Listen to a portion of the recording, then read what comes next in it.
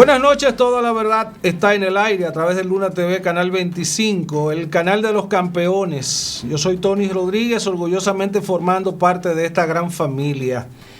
Y a esta gran familia de Luna TV están ingresando con la etiqueta número 25 de la televisión, nuevos campeones. La bienvenida para Esteban Rosario, que recién incorpora su programa Detrás de la Noticia en esta parrilla televisiva, lo mismo que también de reciente adquisición Pedro Agustín Castillo, don Pedro Agustín, porque ahora hay que distinguir entre Junior y el Father. Nelson Abreu forma parte también de la familia de los campeones de Luna TV, y por supuesto los íconos de este canal, no solo por su condición de fundadores, sino porque ocupan posición de liderazgo. Los opinadores, David La Antigua, José García. Yo entiendo que es el decano de los opinadores, Roberto Tineo. Qué bueno. Vamos a hablar un poco sobre cómo nació Estados Unidos, mucho antes de 1776, cuando se incorporaron en un concepto corporativo los 13 estados. Estados que tienen un ADN de Inglaterra o inglés, pero que también tiene algún componente de Holanda y de otras naciones. Y paso a explicarlo. El caso es que, ¿qué motivó a los calvinistas, a los puritanos ingleses, que eran de la legión de Martín Lutero, que tuvieron que salir de Europa? La Inquisición de los católicos les hacía la vida imposible. Ningún rey, ningún monarca los quería ya. Y entonces muchos comenzaron a trillar la suerte de venir a América, a esta tierra de oportunidades. Mire que siempre ha sido. Hoy por hoy, América es una tierra de oportunidades para los europeos. Los muchos europeos que llegan a Estados Unidos, que llegan a Argentina, que llegan al Caribe, ¿por qué no a la República Dominicana? Sigue siendo una tierra de oportunidades y ellos saben, ellos conocen lo complicado que es el mundo europeo, y muy a pesar de que muchos quisieran llegar hasta allá, ellos prefieren salir y buscar nuevos horizontes. Las situaciones internas que tienen países como Reino Unido, Alemania, Italia, Francia, España, la verdad es que es complicada. Pero hablemos de calvinistas y puritanos, hablemos de la suerte de Roger Williams, que fue uno de los puritanos que llegó a América con la idea de formar parte de una familia religiosa, de una familia cristiana, pero sin aspectos fundamentalistas que después se impusieron. Estamos hablando del siglo XVII, mucho antes de la Revolución Industrial, cuando comenzaron a llegar esos grupos a lugares como Pensilvania, a lugares como Massachusetts, o la ciudad hoy Boston, a lugares, Filadelfia en el caso de Pensilvania, a lugares como New Jersey, como Carolina, que después se dividió en dos, como Virginia, que después se dividió en dos. Todo esto tiene una raíz europea, básicamente inglesa. Pero New Amsterdam, que lo que es hoy Nueva York, tiene entonces un ADN holandés. El hecho es que ahí se comienza a conformar el carácter global de lo que hoy es Estados Unidos, un país globalizado, un país que es cuna y mata del capitalismo, heredado de ese proceso de la revolución industrial, pero que también es un país donde las culturas, la multiculturalidad aflora. Y eso es más común en verlos en colonias como en Nueva York, que antes fue New Amsterdam, y que esos holandeses quedaron ahí gravitando, muy a pesar de que Inglaterra le quitó el territorio, que después pasó a ser una de las 13 colonias. El hecho es que los religiosos que huían de Lutero, que huían de la persecución luterana en Europa, vinieron en busca de mejor vida, de mejor suerte, de poder llevar sus creencias religiosas acá. Ahora hay un componente, y esto como que los historiadores no lo han hecho con mucho énfasis, no lo han dicho así. El tabaco es uno de los grandes componentes que marcó el desarrollo de los Estados Unidos, y le voy a explicar por qué. ¿A qué se dedicaron los calvinistas, los luteranos, los puritanos que comenzaron a poblar antiguos pueblos indígenas, territorios pertenecientes a los indoamericanos, que se los fueron arrebatando los blancos europeos? La primera lucha fue contra esos indígenas que exigían y aún mantienen posiciones de identidad territorial. Y lo mismo que pasa en Estados Unidos, pasa en países como Brasil, Argentina, Paraguay, donde los nativos indígenas exigen que ellos son dueños del terreno y que no tienen que ni pagar impuestos ni cumplir con normas de pasaporte, fronteras, aspectos migratorios. De hecho, los guaraníes, que son de las 3 naciones del cono sur, hablamos de Paraguay, que en Paraguay el idioma principal es el guaraní, Argentina y Brasil. Un indio pasa sin pasaporte, sin chequeos migratorios de un lado al otro, porque ellos son igual de Argentina como son de Brasil o son de Paraguay. Es una cultura muy peculiar que yo tuve en una ocasión la oportunidad de comenzar a conocer. Hay mucho más que profundizar ahí. Lo mismo que en Centroamérica, el caso de Panamá, que tiene los cunas y que mantienen una gran cantidad de tribus, mantienen sus orígenes, su esencia cultural, y el Estado los respeta.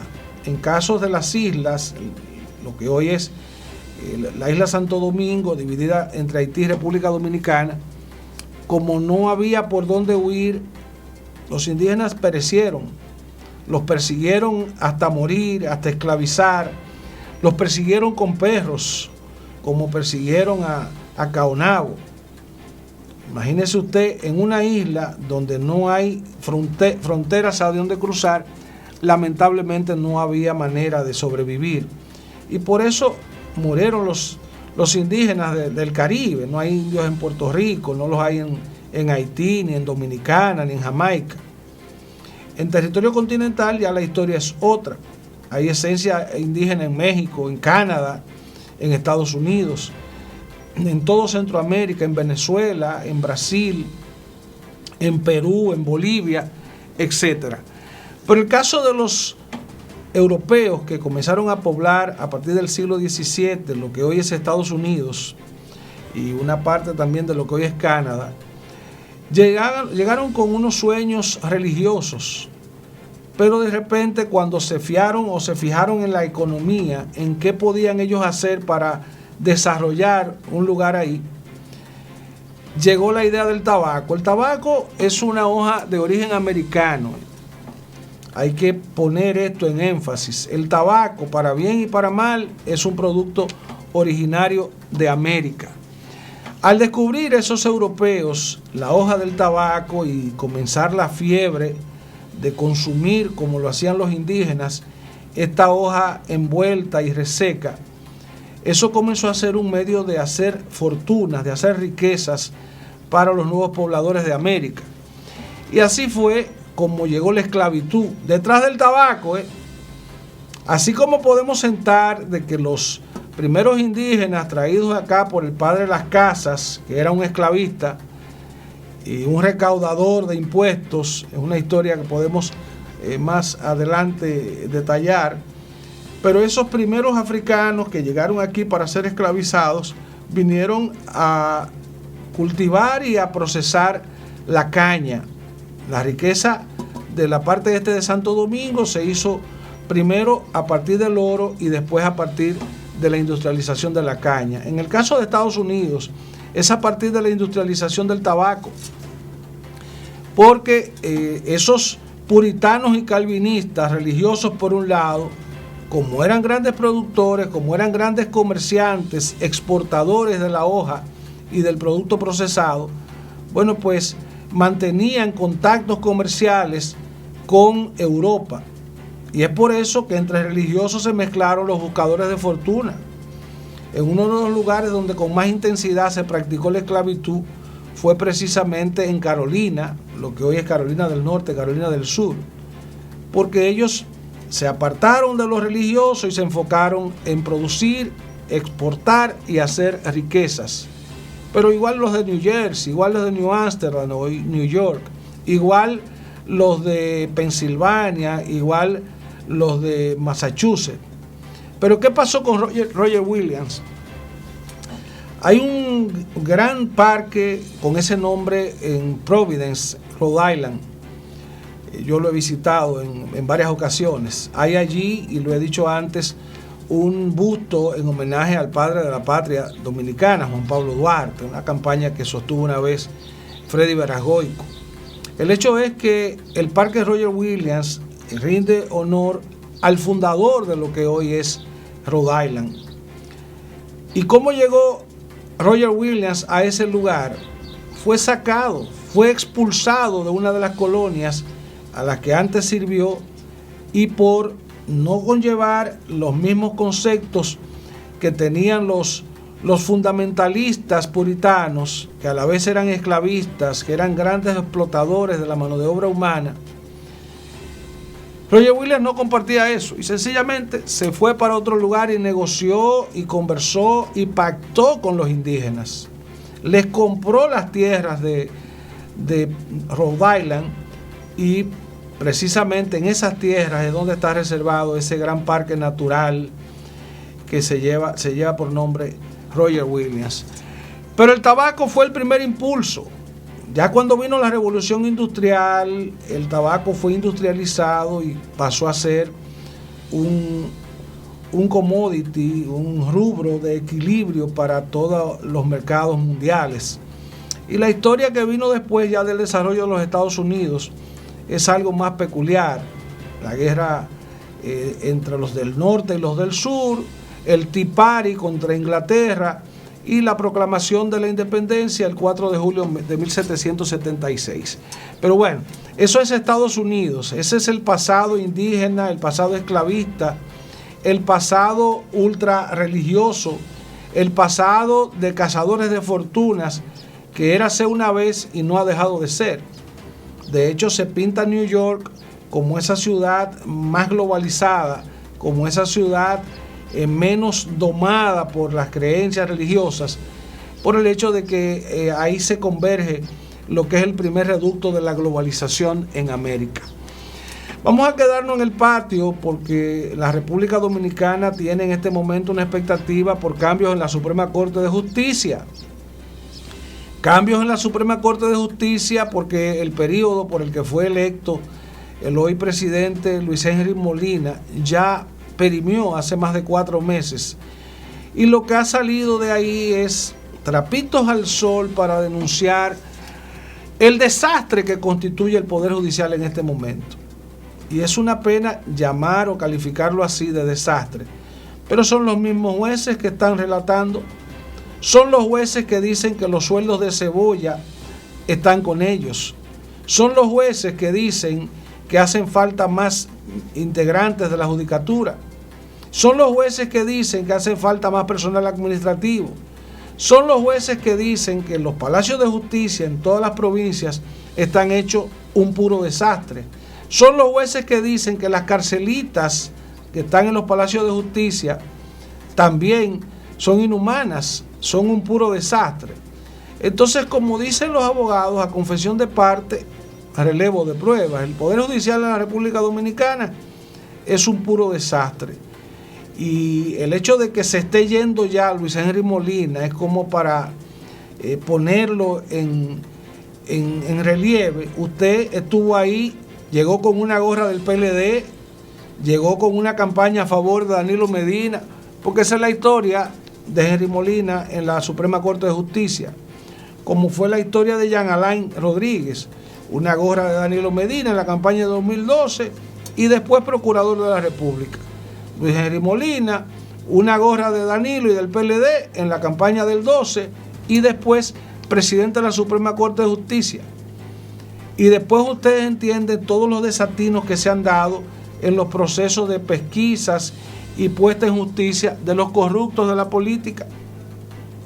Por eso usted comienza a entender por qué no hay un corrupto del PLD que esté oficialmente condenado, definitivamente condenado. No, es que han negociado. Es que ellos le han puesto número a la prisión y a la modalidad de prisión. No, es que ellos han decidido devolver parte de lo robado y ponerse al día con los impuestos para quedar completamente libres de cualquier proceso judicial en su contra. Entonces, manga por hombro marcha la justicia dominicana, y en estos días hemos visto protestas públicas, y no que los jueces hablan por sentencia, están pidiendo por su boca mejores condiciones de trabajo y, por supuesto, mejores condiciones laborales.